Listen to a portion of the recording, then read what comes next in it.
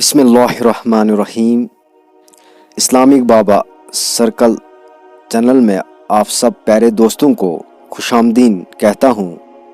मैं हूँ अयाज शौकत और आप देख रहे हैं इस्लामिक बाबा सर्कल चैनल।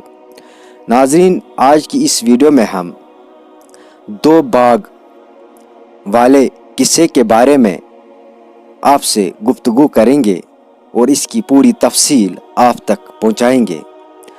सूरतुल काफ आयत नंबर 32।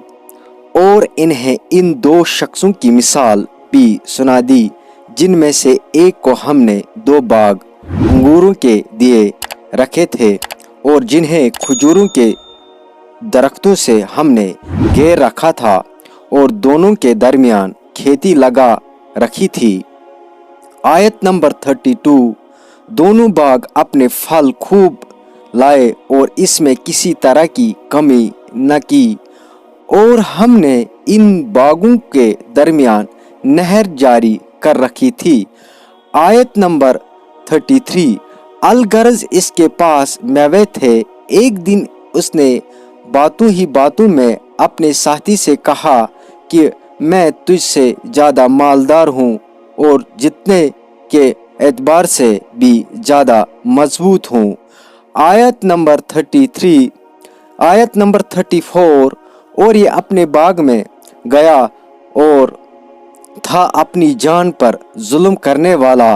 कहने लगा कि मैं ख्याल नहीं कर सकता कि किस वक्त भी ये बर्बाद हो जाए।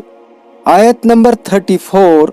और न मैं क़यामत को कायम होने वाली ख्याल करता हूँ और अगर बिलगर्ज मैं अपने रब की तरफ लौटाया भी गया तो यकीनन मैं इस लौटने की जगह इससे भी ज़्यादा बेहतर पाऊंगा। आयत नंबर 36। इसके साथी ने इससे बातें करते हुए कहा कि क्या तू इस माबूद से कुफ्र करता है जिसने तुझे मिट्टी से पैदा किया, फिर नतफे से फिर तुझे पूरा आदमी बनाया। आयत नंबर 37। लेकिन मैं तो अकीदा रखता हूँ कि वही अल्लाह मेरा परवदिगार है। मैं अपने रब के साथ किसी को शरीक न करूँ।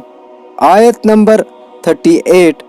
तूने अपने बाग में जाते वक्त क्यों न कहा कि अल्लाह का चाह होने वाला है, कोई ताकत नहीं मगर अल्लाह की मदद से। अगर तू मुझे माल व औलाद में अपने से कम देख रहा है।